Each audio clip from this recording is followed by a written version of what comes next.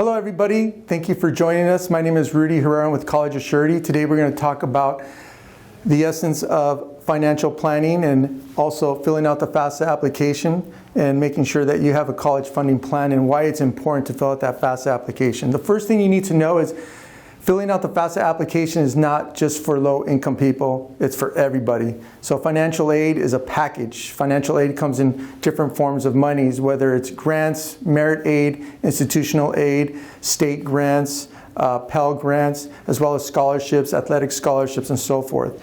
So we could talk a little bit more about that later, but I have 4 different case studies here for you to take a look at.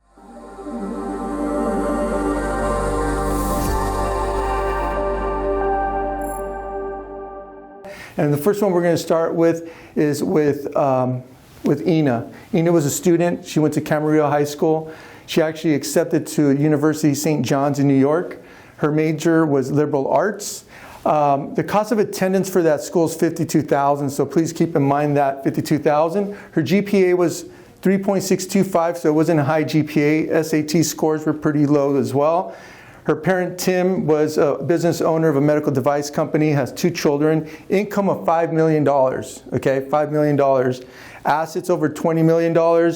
Their EFC was $1 million. What is EFC? Basically what that means is it's the expected family contribution, what the government expects you to pay before they give you any money or anybody gives you any money. But they actually received $25,000, okay? So the reason why she received $25,000 is because they're making an investment both in the child, Ina, and as well as Tim. So even though you make a lot of money, doesn't mean that you're not going to get any financial aid. As I mentioned earlier, financial aid is a package. So the package includes all the monies. If you don't fill out that FAFSA application, you're not going to get anything at all. So it's important no matter what income you're at. Tony went to Alemany High School, ended up going to USC. Engineering major. His cost of attendance for USC was $78,000 a year. His GPA was high, 4.45, and he almost went 100% on the ACT score. His father, Paul, was a supply chain director, W-2 wage. They have 3 kids. His gross income was $150,000. His assets that he had was $350,000. And his expected family contribution before he came to us, we didn't do any college planning with them, we did the funding plan for them, was $56,000, okay? He would have not received any money, okay? When we saw it, we saw some errors that he made. That's why it's important to go to a professional that knows what they're doing with the FAFSA application, and we got it down to $10,000.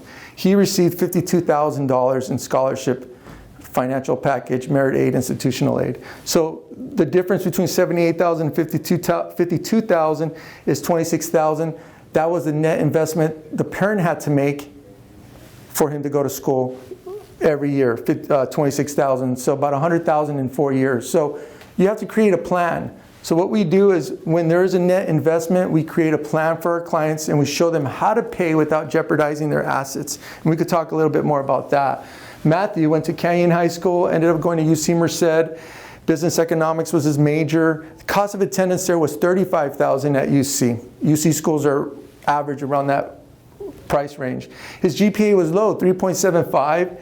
Did well on the SAT. George and Claire, they own a solar company. They have 3 children. Their gross income is $500,000 a year. They have over $750,000 in assets, and their EFC was $11,000. So we were able to bring that EFC down because we were able to talk to their accountant and restructure the way they were getting paid. And he actually received $26,000 in financial aid package. That's almost 80%. So the parents only had to come up with $9,000 every year. The last person is Chloe. She went to Paraclete, ended up going to Chapman. Her major was pharmacist. The school is $79,000 a year. Her GPA was high, 4.125, had high SAT scores. Her mom, a single mother, Eileen, is a nurse with 2 children, makes $140,000 as a registered nurse.